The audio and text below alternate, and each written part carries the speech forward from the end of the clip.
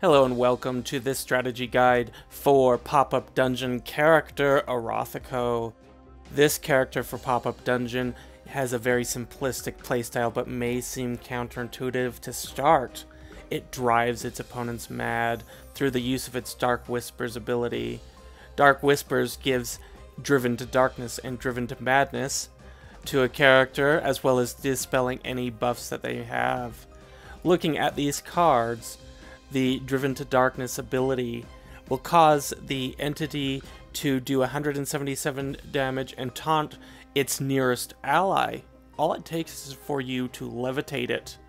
The second, Driven to Madness, on the same condition, will vastly lower its own mind defense, as well as provide guard to its enemy who is levitating it.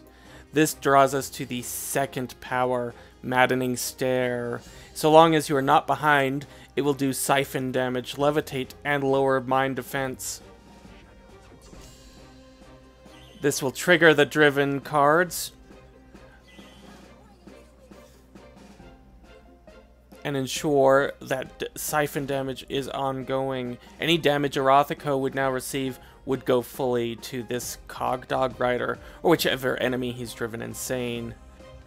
And that ability that just went off is Watchful Eyes. It comes from the primary equipment of Orothico. With one use, it will provide clones for 3 turns. These clones will also drive your opponents to madness. Now, occasionally, you'll find enemies who are very resistant to mind damage and cannot receive the Dark Whispers. If you find that occurs, you'll want to levitate the enemy using Maddening Stare, lowering its defense, and if you're still unable to deliver the Madness cards to your opponent's hand, the Unblinking Gaze will lower their own mind defense and increase yours. As a final aside, if you wish to activate the levitate abilities, note that Dark Whispers will repeat the cycle, not only providing the ability cards, but also dispelling the levitate upon the opponent.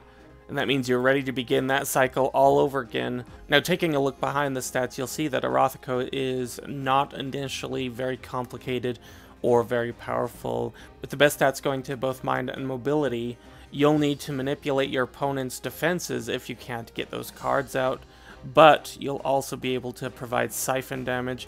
And with good defense and good health, you should be able to survive while you get this combination set up. But once it is set up, your opponents will be guarding you, taunting their own allies, and having their own life siphoned to you at boosted damage due to their decreased defenses. And that is our strategy guide on Orothico. If this is something that you enjoyed, let me know and I'll be happy to do more of these types of guides. In the meantime, I am Nidanoski, and as always, have fun.